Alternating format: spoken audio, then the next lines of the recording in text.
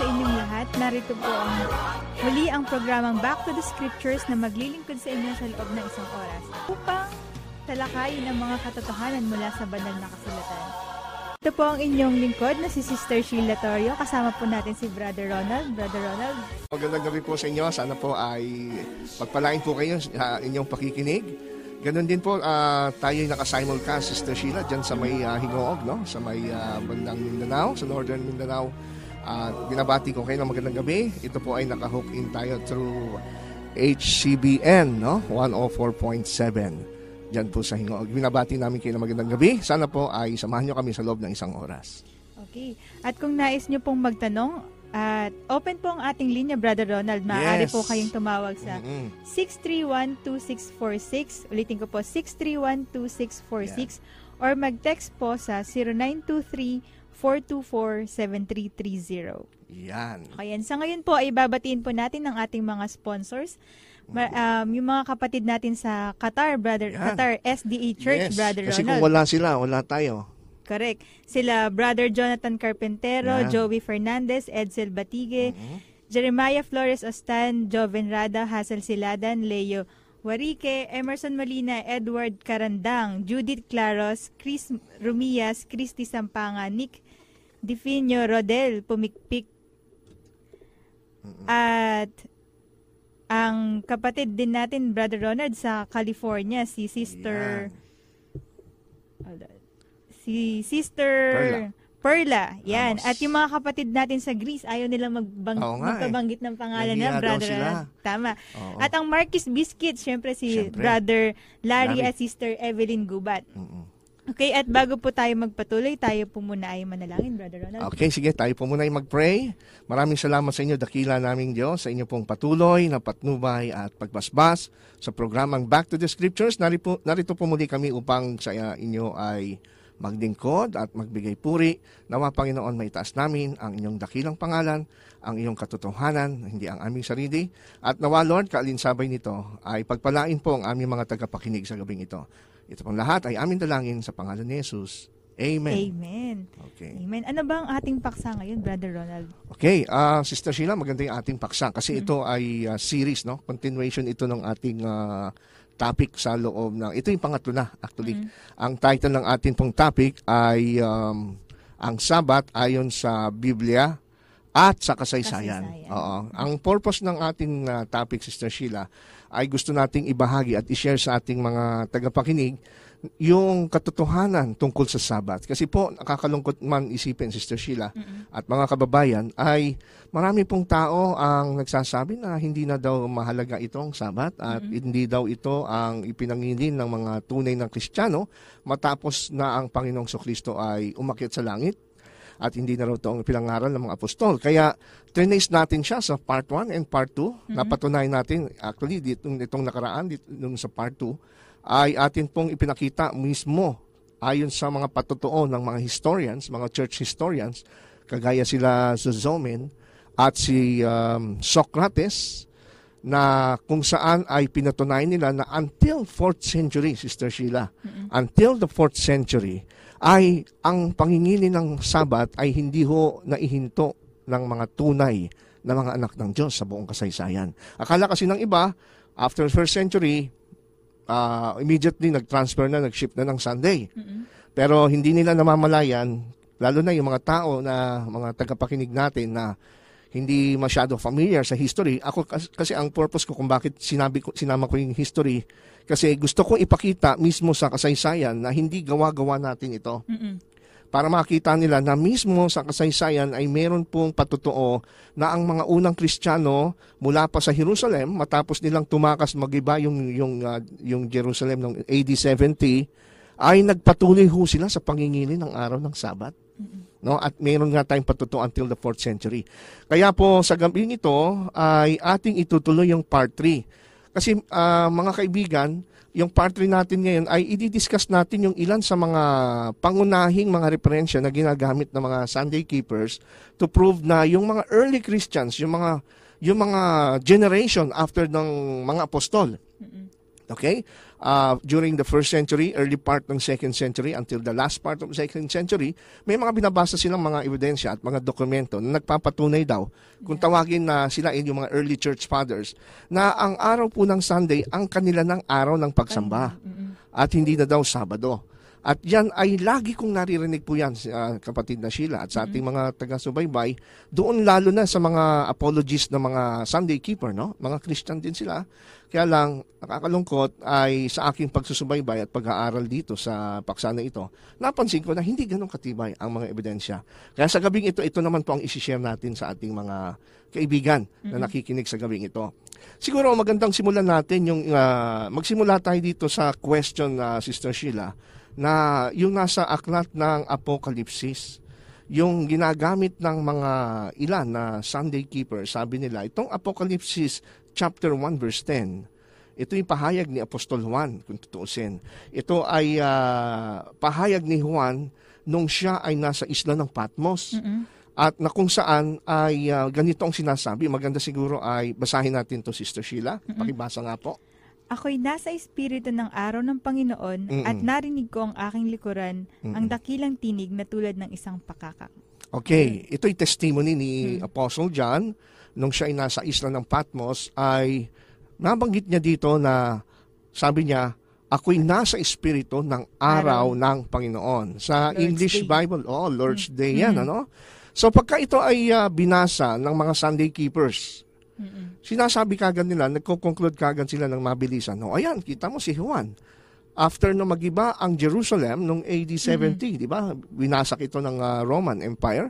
Sabi nila, kung mayroon mang testimony mula sa Bible mismo, sa New Testament, na nagpapatunay na ang mga Kristiyano ay nangilina ng linggo after na mawasak ang Jerusalem noong 70 AD. Ito yun. Kasi nga naman, tama din naman, Sister Sheila, itong Book of Revelation, sinulat ni John ito, mga about 95 or 90 AD. 90 AD. Okay, ito yung sinulat niya about 90 AD ayon sa mga pag-aaral ng mga scholars. Kaya sabi nila, since binanggit ni Juan yung Lord's Day, hindi na ito yung Sabbath kasi nawala na ng influence at power ang mga Jews after na mismo yung kanilang templo at yung kanilang city ay magiba, nagkawatak-watak na sila.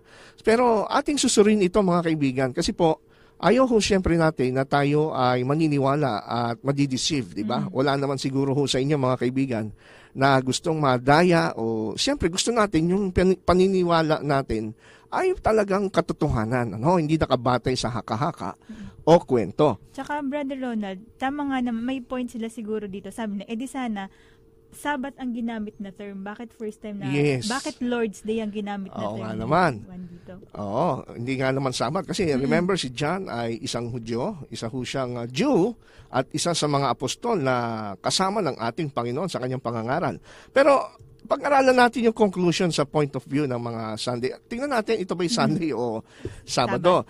Unang-una, kung meron mang pong patotoo at ebidensya na itong Revelation 1:10 na tinatawag na Lord's Day ay Sunday, wala hong clear statement mismo kay John. Actually, wala siyang sinabing word for word na itong Lord's Day ay Sabado. Wala rin naman sinabing Linggo. Basta sinabi lang niya, Lord's Day. O araw ng Panginoon. So, kumbaga, sa point of view ng dalawang panig, no, Sabado o Linggo, parang ngayon ang ating pong gagawin, hanap tayo ng evidence na magsusupport kung ito nga ay Sabado o Linggo. Yun sa mga Sunday keeper, Sister Sheila, at sa ating mga taga-subaybay, yung mga Sunday keeper, alam niyo kung anong evidence nila? Ang evidence na kanilang ginagamit ay yung mga sulat ng mga early church fathers na late nang naisulat. Mga 2 centuries or 200 second century na, after 200 years, tsaka ito naisulat na ang Lord's Day ay Sunday. Halimbawa nga yung si Clement of Alexandria. Ayon sa mga Bible scholars, mga kaibigan, itong si Clement na Alexandria, sa Egypt po ito, noong about 190 AD, ay siya yung, ayon sa mga pag-aaral, ay siya yung kaunang-unahang church father na sumulat at gumamit ng term na Lord's Day para i-apply sa Sunday. Pero isipin mo, kapatid at mga kaibigan na nakikinig sa gabing ito, paano natin gagamitin yung ebidensya na naisulat na almost 200 years right after naisulat ni John? Correct. Hindi mo pwedeng gamitin na ebidensya itong sulat ni Clement of Alexandria na naisulat after 200 years, naisulat ito ni Juan, pabalik doon sa sinabi ni Juan. It's too late, no? Hindi tayo pwedeng gumamit ng ebidensya na 200 years nang lumipas after naisulat ito ni John. Medyo malabo po yon. In fact, maraming mga nagsasabi nga, kagaya nga po sila Justin Martyr, na isang Christian apologist, philosopher siya. Malaki ang kanya naitulong sa Christianity kasi naipagtanggol niya ito sa mga officials, mga authorities ng Rome at yung mga Jews at yung mga ibang mga heretics. At si Barnabas ay gumamit din at yan ay isa-isahin natin mamaya. Ngayon, ito po ang ating pag-uusapan. Hindi yung matibay na ebidensya na gagamit ka na para patunayan na ang Lord's Day ay Sunday from 200 years after na sinabi ito ni Juan. Correct. Sa John 1:10. Pinakamalapit na ebidensya na makukuha natin para matukoy kung ano itong Lord's Day, Sister Sheila, ay walang iba kundi yung mismong Bible. Correct. Yung mismong kasulatan. Kasi po, nung isulat ni Juan, nung sabihin niya itong Lord's Day, tingnan natin kung ano yung kanyang paniwala during that time. Hindi yung after 200 years about the Lord's Day. Kasi alam natin si John the Apostle ay isa siyang Jew.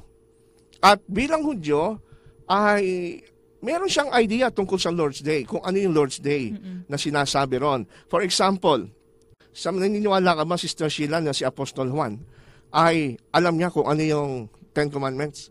Naniniwala ko, brother. Siyempre, yun yung gamit nila ng panahon. Oo, Hudyo, bilang Hudyo at mananampalataya, alam niya yung Ten Commandments. Correct. At wala pong pahiwatig mula sa sulat ni Juan na ang Ten Commandments ay lumipas. Basahin natin siguro itong Exodus chapter 20 verse 10 tungkol doon sa Sabat. Ang sabi niya, Sister Sheila, nakita mo ba sa Exodus chapter 20 verse 10? Ngunit ang ikapitong araw ay Sabat sa Panginoon mong Diyos. Sa araw na iyan ay huwag kang gagawa ng anumang gawa, ikaw ni ang iyong anak na lalaki, ni babae, ni ang iyong aliping lalaki, ni babae, ni ang iyong baka, ni ang iyong taga-ibang lupa na nasa loob ng iyong pintuang daan. Okay. Napakaliwanag yan, ano? Si Juan na sumulat ng Revelation 1:10, ang alam niya, kung tatanungin natin siya personally, ang alam niya na Lord's Day o araw ng Panginoon bilang Hudyo, ay siyempre walang iba, hindi yung linggo, kundi yung tinatawag na ikapitong araw, yung Sabat. Sabi nga po dun sa binasa ni Sister Sheila, mga kaibigan, ay ngunit nung ikapitong araw ay Sabat sa Panginoon mong Diyos. Napakaliwanag yan. The Sabbath for the Lord your God. Ito'y Sabat sa Panginoon. So, kung itong araw ng Sabat ay sa Panginoon, itong ikapitong araw ng Panginoon, Lord's Day ito. Tsaka isa pa, kung titignan po natin mga kaibigan, itong si Juan na sumulat ng Apokalipsis, siya din, Sister Sheila, kasi yung author ng Gospel of John. Di ba? 4 Gospel yan. Matthew, Mark, Luke, and John. Yung John doon, ang sumulat niyan ay iisa ang author niyan. Siya din yung sumulat ng Apokalipsis. Ayon sa pag-aaral mismo ng mga Bible scholars, naunang isulat ni John ang Revelation. It was written about 90 AD, and then sumunod niyang isulat yung Gospel of John, tsaka yung mga 1 John, 2 John, 3 John. Okay. So nauna yung Revelation. Ngayon, itong palaisipan na gusto nating iwan sa ating mga tagapakinig.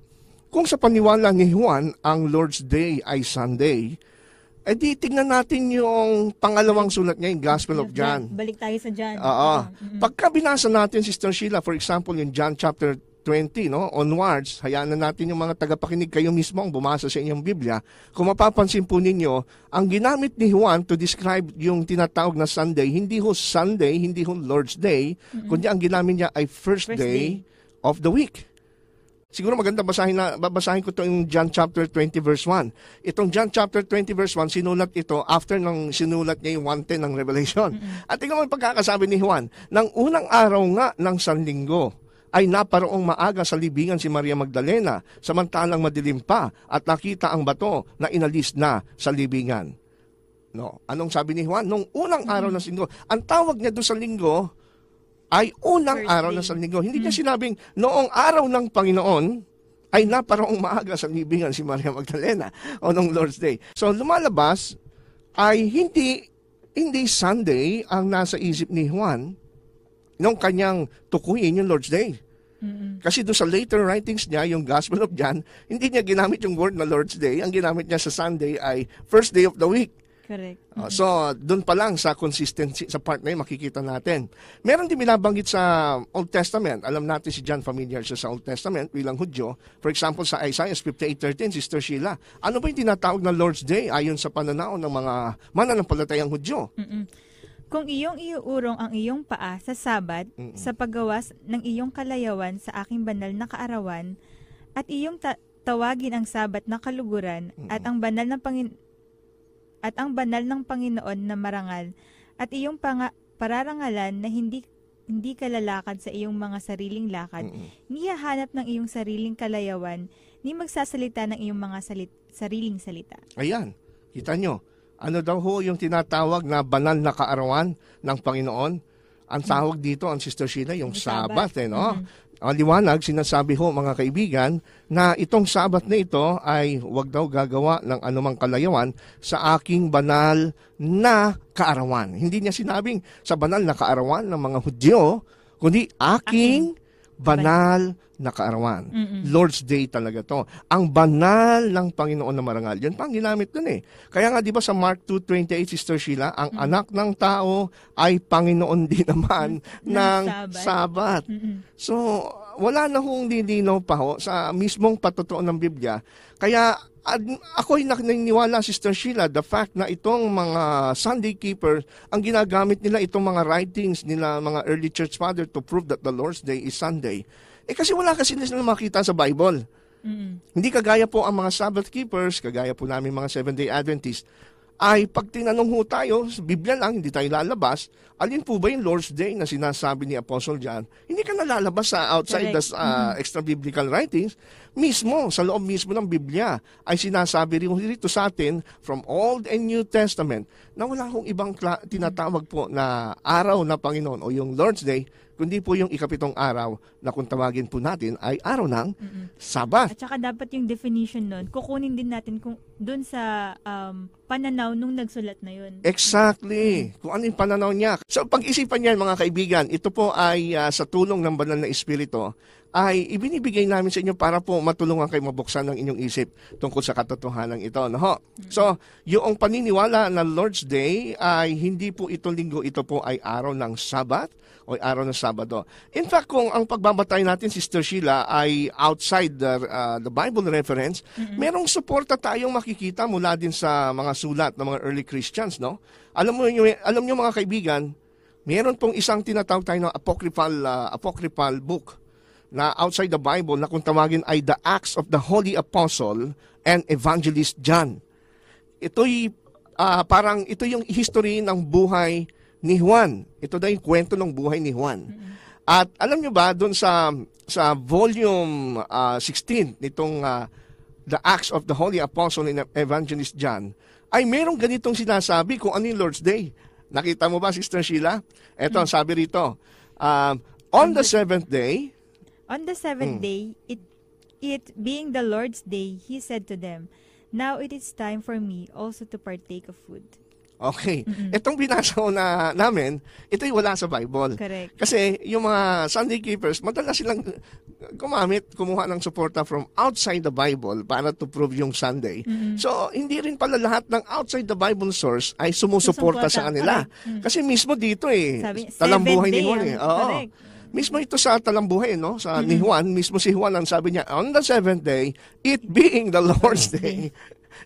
Oo, pero siyempre, mas matibay pa rin yung Bible. Ano? Ito yung secondary sa patutuon ng binasa natin mga talata sa Bible. Tsaka, for your information, mga kaibigan, kung pag-aaralan ho natin ang background ng Book of Revelation, ang Book of Revelation is a prophetic, apocalyptic book.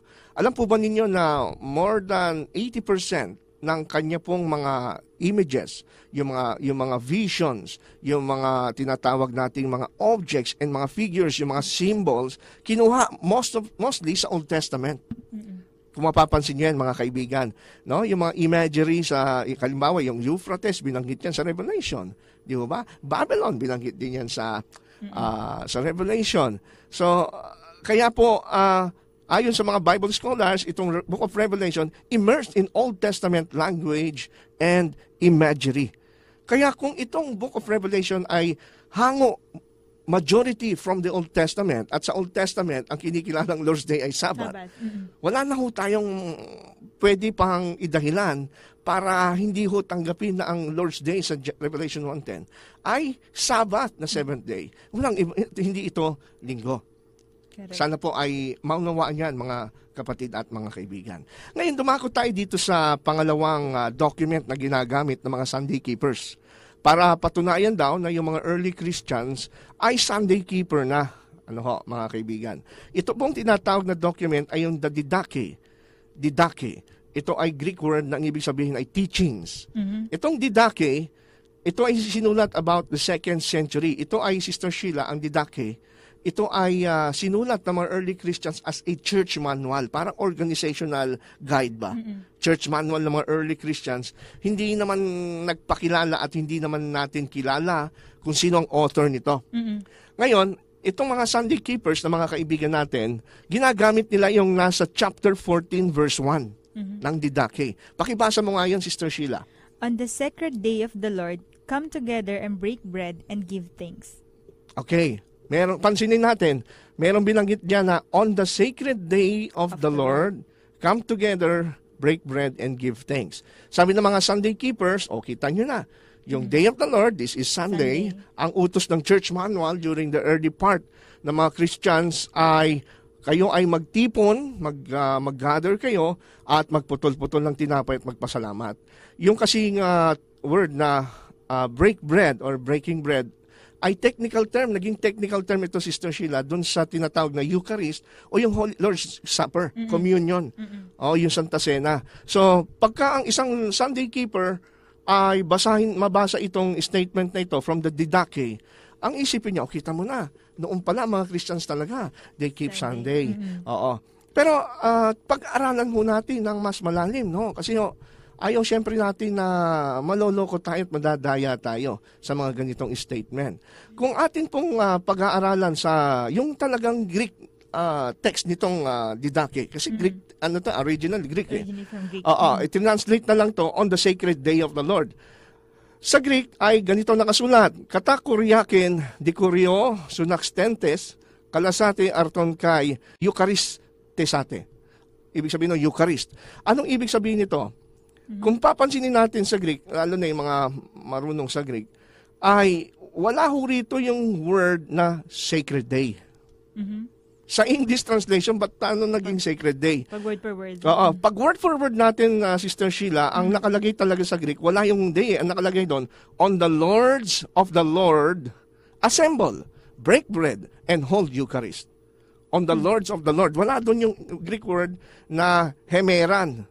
Kung meron po talaga sa Greek, originally na intention na isulat, ito yung tumutukoy sa Lord's Day o Linggo, dapat merong Greek word doon na day o yung hemeran sa Greek in accusative case form. Pero hindi siya naka-appear sa text. Ito ay inad lang ng mga translators. Kaya tuloy, naging Lord's Day. Yun pala yun. So, kita nyo kung hindi naman natin sinasabi, Sister Sheila, na hindi natin minamaliit yung kanilang kakayanan, yung mga Sunday keeper dito. Pero, bakit kailangan nila magdagdag sa text? In order to prove Sunday, di ba? Ganun na ba kadesperado ho ang mga scholars ng Sunday keeper just to prove na talaga ang mga Christians ay Sunday keeper? Dodoktorin natin yung document. Correct. Di ba? So, asan po ang honesty po natin dito? Di ba? In the name of the Lord Jesus Christ, ginagawa natin ito to glorify God, pero bakit kailangan natin mandoktor ng dokumento para patunayan na we glorify Jesus because we worship on Sunday? You worship on Sunday based on the distorted and interpolated documents? Di ba? Parang asan doon? How will you glorify Jesus Christ sa ganong pag-aaral ng salita ng Diyos? Kaya nga, alam nyo, mga kaibigan, Sister Sheila, itong Didache 14.1, hindi halos lahat gumagamit na nito kasi yung mga honest talaga na alam nilang hindi siya reliable. Alam nila hindi dapat ito gamitin. In fact, yung iba naman mga translator, alam nila na wala doon yung word na hemeran. Na day, kaya ito'y tinatranslate ng ibang mga scholars na according to the Lord's commandment, hindi yung on the sacred day, kundi according to the Lord's commandment, o kaya ay according to the sovereign doctrine of the Lord. Kasi Lord is sovereign. Kaya Lords of the Lord, literally kasi Lords of the Lord, hindi Lord's Day, no? Kaya yun ang translation. Yung iba naman na sinasabi nila, itong day sa 14:1 can be supplied, pero it doesn't mean it is a weekly Sunday. Sabi ng ilan, ito ay maaaring tumukoy sa Easter Sunday. Annual Easter Sunday. Tsaka isa pa, bakit sa mga sulat nila Barnabas, sila Justin Martyr, na mga early church father, na mga talagang ito yung ginagamit talaga strong evidence daw na Sunday na ang pagsamba ng mga Christians, bakit hindi naman lang ni isang beses ay ginamit nila yung term na Lord's Day sa sulat nila? Ang ginamit actually ni Justin Martyr ay yung word na Sunday. In fact, yung word na Sunday na ginamit niya, hiram pa sa mga pagans yung word na Sunday niya. Kasi pag tinignan mo yung word na Sunday, hindi Sunday yan. No? So, tignan natin yan sa mga susunod kasi pag-uusapan natin yung document na isinulat ni Justin Martyr, Sister Sheila. So, therefore, lumalabas sa ating pag-aaral ngayon na kung tayo po ay magiging honest lang, talagang ibabalik ho natin yung ating pong tiwala sa Biblia na sapat na siya para mag-explain ng ating pananampalataya. No? Di ba? Yan po ang Protestant principle natin, Sister Sheila. The Bible and the Bible alone. No po? Kaya lang po, sa sobrang desperate ng mga ilang Sunday keepers, though hindi natin kini-question kanilang sincerity. Ang nakakaawa dito, Sister Sheila at mga kaibigan, yung mga parokyano, yung mga ordinaryong mga nakikinig sa kanilang mga members, yung mga leaders, no? Yung kanilang mga tagapagturo. Pero ito nga po, kaya nga po may Back to the Scriptures, nawa ay napapakinggan nyo ito, tinutulungan namin kayo na ibalik po natin yung ating pong tiwala at pag-aaral sa sinasabi mismo ng Biblia. Huwag ho dun sa mga early church fathers na yan na kasi ho madadaya ho tayo dyan. Marami silang mga questionable teachings, no? At attitudes na mamaya malalaman natin kung bakit hindi sila reliable sources. Okay? Sunod naman natin itong si Ignatius, Bishop of Antioch. Etong pinakasikat. Kung tungkol sa Lord's Day ang pag-uusap. Ito yung sa mga nakakausap ko, Sister Sheila at mga kaibigan, doon sa mga nakikipag-sharing sa atin. At sa mga literatures na mga nababasa ko, ito yung actually ginagamit nila yung kay Ignatius na bishop ng Antioch, no? Na kung saan, doon sa kanya pong letter, meron kasi siyang sinulat na letter nung siya ay on the way sa Rome. Dahil siya ay hinatulan ng authority, Roman authority, na pakain siya sa leon. Oo. Kaya on the way, from Syria going to Rome, nagbabiyahe siya, sumulat siya ng about 7 letters. No? At isa nga daw po sa mga letters na yun, yung tinatawag na letters to the church in Magnesia. Itong Magnesia ay part ito ng Asia Minor, which is now present Turkey. Na kung matatanda mo, Sister Sheila, si Apostle John, sumulat siya sa 7 churches, di ba? Smyrna, Philadelphia. Yung Magnesia, isa doon. Kaya nga, yung 7 churches sa Revelation, di lang actually literal pa lang na 7 lang ang church doon sa Asia Minor. May mga ibang churches doon, kaya lang itong 7 churches, kaya ito ang hinighlight ni John, kasi meron talagang special message ang Panginoon sa kanila. Ngayon, sumulat daw itong si Ignatius sa church na kung tawagin ay Magnesia. At ito po ay noong AD 115. Wow, napakaaga, no? 115 AD. Malapit-lapit pa siya dun sa kay Apostle John. Meron siyang sinabi dun sa chapter 9, verse 1. Siguro maganda, basahin mo ito, Sister Sheila. If therefore those who were brought up in the ancient order of things have come to the possession of a new hope, no longer observing the Sabbath, but living in the observance of the Lord's Day, on which also our life has sprung up again by Him and His death. Okay, ang sulat niya doon sa mga Kristiyano sa Magnesia, sabi niya, wag na nating gayahin yung mga Jew, no longer observing the Sabbath, but living in the observance of the Lord's Day. Uy, pagka sa unang basa mo, total translation ito, parang ang linaw nga naman. Yung mga early Christians, kung totoo itong si Ignatius, Bishop of Antioch, isa siya sa mga tinatawag na church fathers na reliable at orthodox. Kasi yung mga, actually itong si Ignatius, malapit siya kay Polycarp, no? Si Polycarp, Sister Sheila, siya ay mismong estudyante at disipulo ni Apostle John. Si Polycarp. Naging martyr din ito nung siya 86 years old. Sinunog siya sa tulos. Pero itong si Ignatius, total pareho silang malapit sa Asia. Ay magkakilala ito. No? Mag-acquaintance itong si Polycarp at itong si Ignatius. No? So, parang lumalabas kung siya ay tinuruan din at na-influensya nitong si Polycarp na estudyante at disipulo ni Apostle John at Sabbath keeper si Apostle John, bakit si Ignatius, ang turo niya, iwanan na yung Sabbath? Yun ba ang turo din ni Juan? I don't think so. Correct. Kasi kanina pa lang naunawaan natin, si John, ay yung Lord's Day sa kanya, yun yung Sabbath. So paanong nangyari? Pero pag-aralan natin maigi, totoo kaya reliable kaya itong statement na ito ni Ignatius ng Bishop ng Antioch? Unang-una, Sister Sheila, maganda ay kung ating pag-aaralan, kagaya ng ginawa natin sa Didache, ito ay, kung titignan natin sa Greek, kasi meron siyang, meron siyang maraming version itong sulat ni Ignatius. Sabi ni Eusebius na historia ng 4th century, 7 lang ang sulat niya. Okay? Sabi naman ng ibang church historians, 3 lang.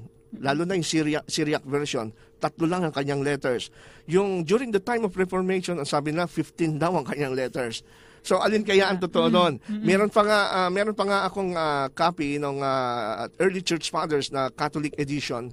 Pinakita ng Catholic edition yung shorter version ng sulat ni Ignatius, merong longer version.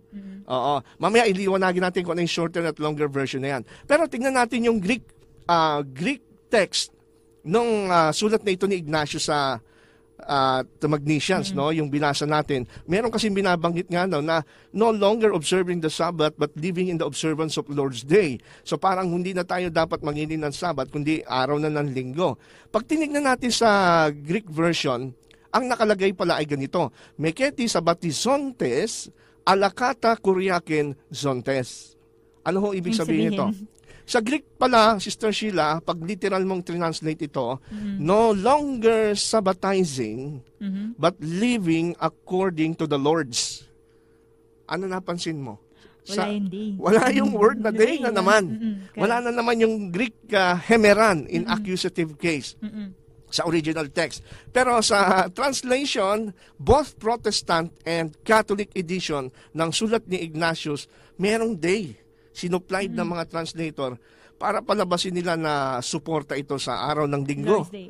So, questionable na naman ito, yung kanilang karakter. Bakit nila kailangan mandoktor ng dokumento to prove Sunday? So, ano ho lang ibig sabihin nito? Wala ho kasing Sunday sa Bible. Hindi ho talaga ito ipinag-ingin at later on ay ididetalye natin yan. Ngayon, merong isang Greek longer version naman. Ito kanina kasi sa Greek shorter version, walang day, walang hemeran sa Greek. Yung longer version naman, ang nakalagay ay Meketi sabbatizontes alakata kuriaken zoen sontes. Yung word na zoen, life, ibig sabihin nun sa English. Pagka ito'y i-translate natin, yung sa longer version ng Greek, no longer sabbatizing, but living according to the Lord's life. Iyon. So, mas supported pa yung Lord's life kaysa yung Lord's day. So, wala pala sa Greek text nitong si Ignatius yung Lord's day. Hindi pala Lord's day ang tinutukoy dyan kung ating susundin yung mismong Greek text, no? Yung longer version. Oo. Bakit nadagdagan ng day kung wala naman doon? Kaya nga po, makikita ho natin na dito pa lang sa document na ito, Sister Sheila, confused yung mga writings ni Ignatius. Though, sila Polycarp mismo at si Eusebius, nabanggit ko nga, they believe na itong si Ignatius of Antioch, talagang sumulat siya ng letter. Kaya lang, since sa panahon natin, mayroong 15 letters. Ang sabi naman ng ibang mga Bible scholars, yung 8 doon ay tinatawag nila spurious. Interpolation, later addition. At meron naman na pangatlong version, Sister Sheila, yung tinatawag nating Syriac edition, lumalabas na ang sinulat lang ni Ignatius, 3 lang. Ito yung letter to the Ephesians, letter to the Romans, at letters to Polycarp. At mas matibay yung ebidensya na 3 lang talaga yung sinulat niya. Alam mo kung bakit? Kasi yung mga early church fathers, from 2nd century up to the 4th century, nung time ni Eusebius, syempre, nagko-quote sila sa writings ni Ignatius between 2nd and 5th century. Ang halos kino-quote lang nila itong tatlo eh. Yung Ephesians, yung Romans, and Polycarp, hindi nila kino-quote yung sa Magnesians. So lumalabas itong Magnesians ay spurious at interpolated. Correct. Hindi ito talaga kasama sa mga original na isinulat nitong si Ignatius. Kaya nga po nakakalungkot mga kaibigan. Kung isipin natin, bakit tayo mapapaniwala sa mga ganitong klaseng haka-haka? Di ba? Dapat ang faith natin nakabase sa truth. For the truth shall set you free. Paano ho tayo masiset free ng truth kung maniniwala tayo sa mga dokumento na dinoktor para lang patunayan natin na ang pagsamba natin linggo? Mapupuri ba ninyo ang Panginoon? Malululhati ba natin ang Panginoon sa ganyang paraan? Hindi ho. I don't think so. Dahil ang Panginoon, He is so pure. He is so holy. Katiting na kasalanan, kitang-kita niya yan eh. Correct. Di ko ba? Kaya hindi ho natin pwedeng gamitin yan. Kaya nga, alam mo, Sister Sheila, sabi ni Philip Schaff, na isang authority when it comes to the history of the church, no? At yung mga creeds and the writings of the early fathers. Si Philip Schaff, dun sa book na History of the Christian Church, sa volume 2, page 660, no? Nung ito'y pinablish noong 1889. Nakita mo ba yung sinabi ni Philip Schaff dyan, Sister Sheila? Pakibasa mo nga. These oldest documents of the hierarchy soon became so interpolated, curtailed, and mutilated by Pius fraud that it is today almost impossible to discover with certainty the genuine Ignatius of history under the hyper and pseudo-Ignatius of tradition. Mismong authority ng history, ano? Ano sabi niya? Imposible na ngayon na ma-discover mo pa ng katiyakan ko na yung genuine Ignatius of history. So, bakit natin ibabatay ngayon yung ating pananampalataya dun sa hindi reliable na source? No? Meron din pang sinabi rito yung The New Schaff-Herzog Encyclopedia of Religious Knowledge under the article Ignatius, Sister Sheila. Ano yung sabi dyan? It seems highly probable that even the shorter Greek form has suffered in extensive interpolation. How extensive? No one is in a position to determine. The cautious student of the history of polity and doctrine will decline the base important conclusion on the unsupported testimony of these writings. Okay, Tam. Diba? So, there is no support talaga na Lord's Day ay Sunday. Kung hindi pa magdodoktor, wala sanang maniniwala. Kaya ito po yung eye-opener po sa inyo mga kaibigan. Wala ko kaming layunin mampahiya, wala kaming layunin. Kasi na-discover namin yung katotohanan. So, i-share naman namin. Nako-compel kami by the Holy Spirit na i-share sa inyo, expose naman yung mali. Siyempre, ayaw natin na tayo maligaw. Ngayon, tignan naman natin itong document ni Justin Martyr. Isa pa ito sa kilalang Christian apologist during the 2nd century. Noong AD 150, meron siyang sinulat na kung tawagin ay First Apology, chapter 67. Nakita mo ba yan, Sister Sheila? Ano yung sinabi rito ni Justin Martyr daw? And on the day called Sunday, all who live in the cities or in the country gather together into one place. Okay. And the memoir of the apostles or writings of the prophets are read. As long as time permits, then when the reader has ceased, the president verbally instructs and exhorts to the imitation of these good things. Then we all rise together and pray, and as we before said, when our prayer is ended, bread and wine and water are brought, and the president in like manner offers prayers and thanksgivings according to his ability, and the people assent saying Amen. Okay, medyo mahaba-haba yung sinabi na yan. Pero ang pinakatampok dito, yung sinasabi niya dun sa first line, on the day called Sunday, ayun sa translation na to, sa modern English, no? On the day called Sunday, all who live in cities or in the country gather together in one place, and the memoirs of the apostle or the writings of the prophets are read. Tapos sa bandang huli, patapos daw nila mag-pray, they have bread and wine, of course yung Eucharist, and then thanksgiving and prayer. So parang ito, no doubt, no question na ito ay Christian worship, no? Ito yung fellowship, gathering ng Christians, no? Ngayon, binambit niya yung word na Sunday. Kaya ito ngayon yung sinasabi ng mga Sunday keepers, Sister Sheila, sa atin. Kayo mga Adventist, wala na kayo sa sumusunod. Hindi kayo na yung tunay na Kristiyano kasi ang mga tunay na Kristiyano, kagaya nito, Christian apologist, Justin Martyr. Sabi niya, Sunday, doon nag-gather sa mga Christians. No? Pero alam niyo mga kaibigan, unang-una kung atin pong titignan at pag-aaralang maigi ito, yung word na Sunday, hindi ka ba naku-curious, Sister Sheila, paano ito, ano ang kanyang form sa Greek? Kasi ang form niya sa Greek, based dito sa writings ni Justin Martyr, ito, heto helio hemera. Kung literally ita-translate, on the day called the day of the sun. Okay? So, on the day called the day of the sun. Ngayon lang gumanda itong ginamit yung term na Sunday eh. Kasi familiar tayo rito. Pag sinabi Sunday, alam natin, ordinary, karaniwan, ito yung linggo. Pero ang talagang ginamit ni Justin Martyr dito, the day of the sun, araw ng araw. Okay? The day of the sun. Alam mo itong term na ito na helio hemera. Ito yung term na ginagamit ng mga paganong Roma para tukuyin yung kanilang festival bilang pagpuri at pagsamba sa araw. Kasi dinudiyos nila yung araw during that time, Sister Sheila. At remember, itong si Justin Martyr, isa siyang pagan, Gentile, taga-Roma siya. Nung sinulat nito, nasa Rome siya. Napakalakas ng influence ng Sunday sunset or yung tinatawag nating Day of the Sun worship during the time. No?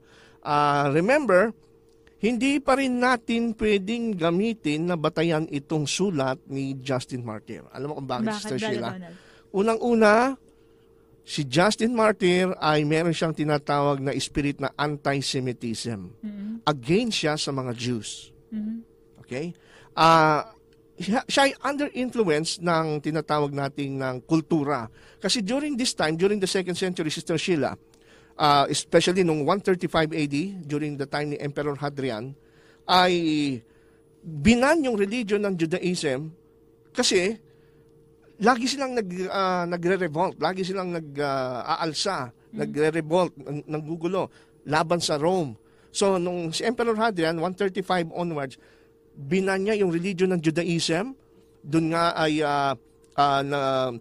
ang ginawa niya ay pinagbawal niya yung Sabat at kanya pong pinalayas ang mga Hudyo sa kanyang sinasakupang teritoryo. So nagkaroon ng hatred among the Jews. Ang problema ngayon, itong mga Christians, they keep, napag-aralan natin last time, na they also worship with the Jews on the synagogue. So ang tingin ngayon ng mga Roman authorities, itong mga Christian ay sekta ng Judaism because they also keep the Sabbath. Kaya ang problema ngayon, nadadamay ang mga Christian sa persecution sa mga Jews. Socially and theologically. Kaya ang ginawa ngayon ng mga Christians during that time, they distinct themselves from the Jews.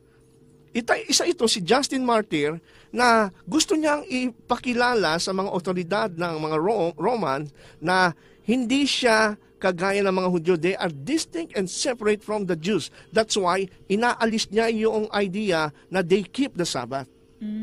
Politically speaking, hindi biblically.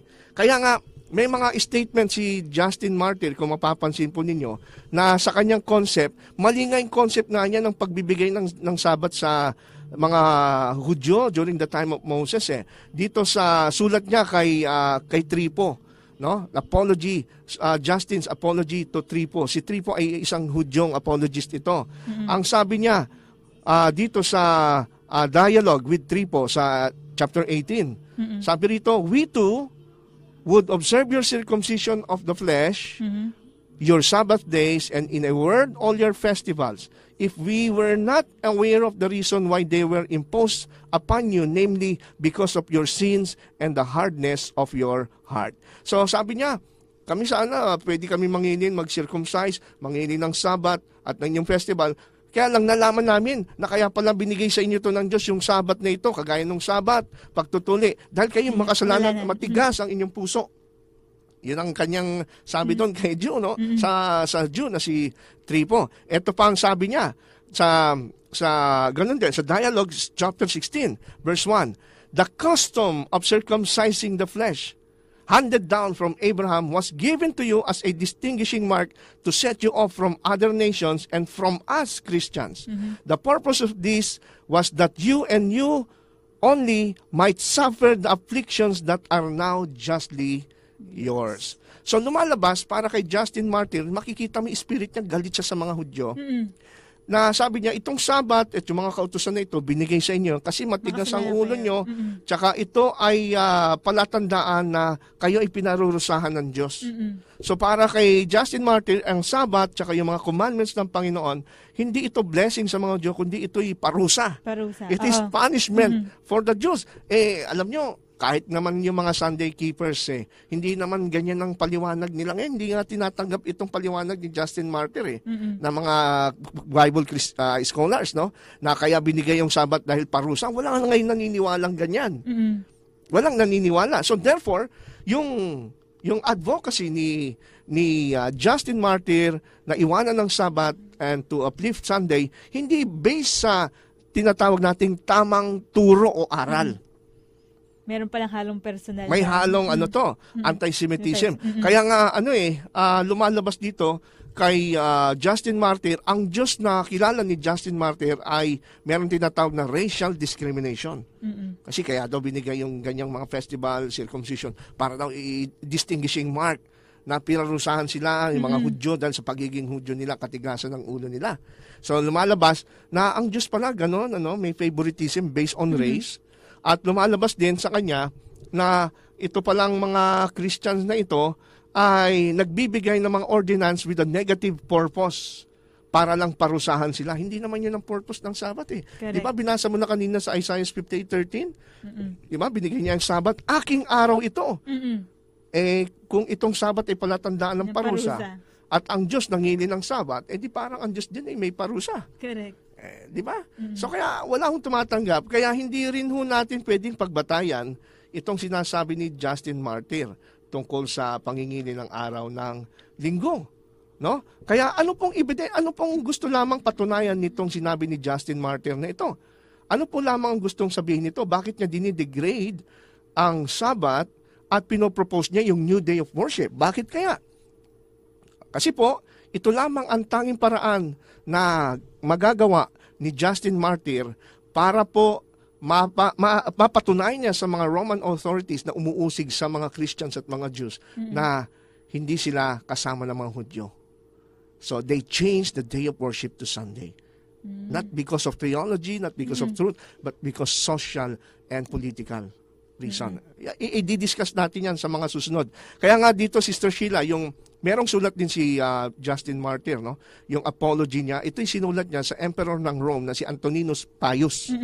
Si Antoninus Pius, siyempre, Emperor ng Roma, kailangan magpabida doon si Justin Martyr na kami mga Christian, panig kami sa inyo, hindi sa mga Hudyo.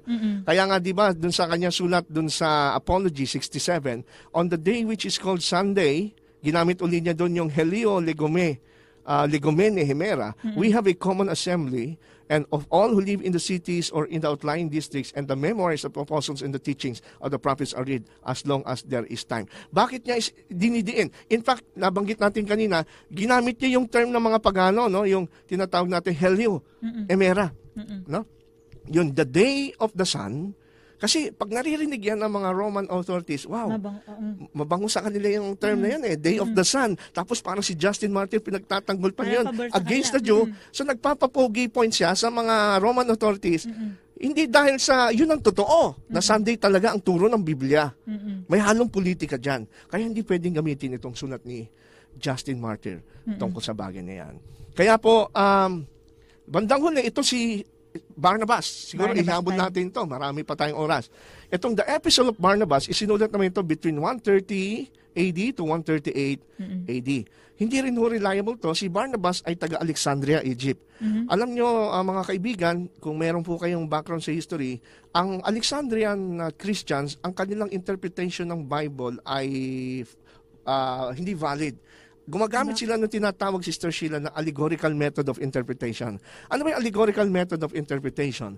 Halimbawa, sa isang talata ng Biblia, pwede nila ito i-interpret sa maraming ibang-ibang paraan. Spiritualize yung mga objects, spiritualize yung mga things, and iba't iba, bawat words pwede nilang interpret sa iba't ibang paraan. No, kaya walang proper exegesis, walang proper hermeneutics.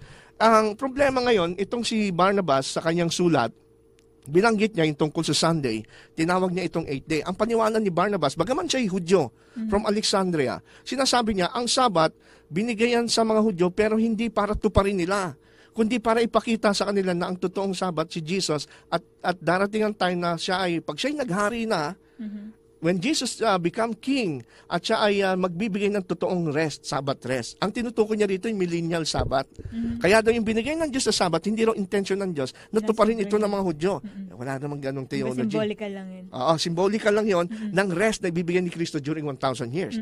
Naalala ko tuloy yung mga Jehovah's Witness, ganyan turo nila na sabi ng mga Jehovah's Witness, itong Sabbath, anino lang to, hindi na dapat tayo mangingin ng Sabbath sa panahon natin mga Kristiyano, kasi ito'y larawan na tumuturo doon sa 1,000 taon ng paghahari ni Kristo sa lupa, na kung saan ang buong lupa, buong sangkatauhan ay mapapahinga.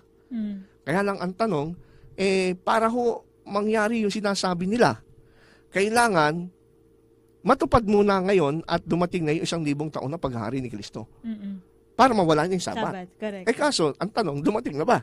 Hindi pa. Hindi pa dumadating yung 1,000 paghahari ni Kristo. So dapat habang naghantay, andito pa yung symbol, yung Sabat. Kaso nawala na.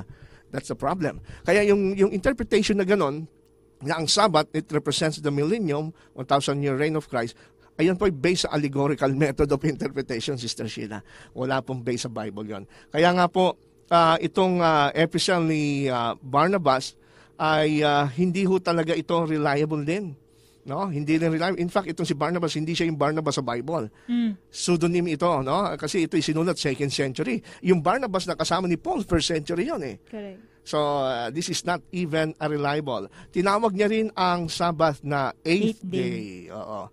Kasi yun daw yung sa creation, no? Nilagyan niya ito ng allegorical method. Tsaka tandaan natin, itong mga sulat ni Justin Martyr at Barnabas, wala ko tayong makikita rito na kanilang ginawang primary reason kung bakit Sunday ay Lord's Day or Pangilin at pagsamba ay Sunday dahil si Kristo ay nabuhay sa patay. Yun ang sinasabi ngayon ng mga naririnig natin ngayon ng mga preachers ngayon. Kasi si Jesus Christ ay binuhay sa mga patay araw ng linggo. Kaya daw linggo na. Ang Lord's Day. Oo. Pansinin nyo, wala ho dito yan sa mga sulat ng mga fathers. Hindi nila ginagamit na arguments yan. No? Ginamit man ito ni Barnabas at ni Justin Martyr sa kanilang writings, secondary na lang. In fact, ginamit ni Barnabas, ni Justin Martyr yan Kasi yun daw yung time na nabuhay si Jesus, ganun din si Barnabas. Pero secondary, ang primary reason nila, for example, si Barnabas, kasi daw, first day, ay doon daw nilikha ng Diyos ang liwanag. Kaya nung dumating si Kristo, siya yung liwanag. In fact, ginagamit nga ni Justin Martyr yung argument na kung yung mga pagan Rome sumasamba sa araw, kami naman sumasamba kami doon sa mas maliwanag pa sa araw. The Son of Righteousness sa Malakay chapter 4 verse 5. Kaya dito sa ating pag-aaral nakita ho natin medyo purely historical po tayo, pagpasensya nyo ho, mga nasanay na puro Bible. Kasi gusto natin ipakita na yung mga text na ginagamit outside the Bible, kasi nga wala hong mababasa sa Bible na talagang Sunday keeper po ang mga Christians. At yung mga documents na ginagamit nila, kagaya nila Justin Martyr, Ignatius, the Didache, yung kay Barnabas, ay hindi rin ho sila reliable. Questionable sila. Kaya po, next week, ay atin naman pong pag-aaralan, papaano ho nagsimula ang araw ng linggo bilang pagsamba. Ayan, pag-aaralan ho natin yan. Pag-aaralan natin yung mga ginagamit na 8 talata sa New Testament na nagpapatunay daw na nangili ng araw ng linggo ang Christians. Lalo niya Acts chapter 20 verse 7. On the first day of the week, they break bread. Yung 1 Corinthians 16:2, ginagamit nila, nag-ambagan daw, collection during the first day. Ay pag-aaralan natin yan. Pero wala tayong time, Sister Sheila. Correct. Nawa ay pagpalain sila ng Panginoon sa ating ginawang pag-aaral. Amen. Okay, siguro tayo po yung mananalangin na, Sister Sheila. Ako po manalangin po tayo mga kaibigan.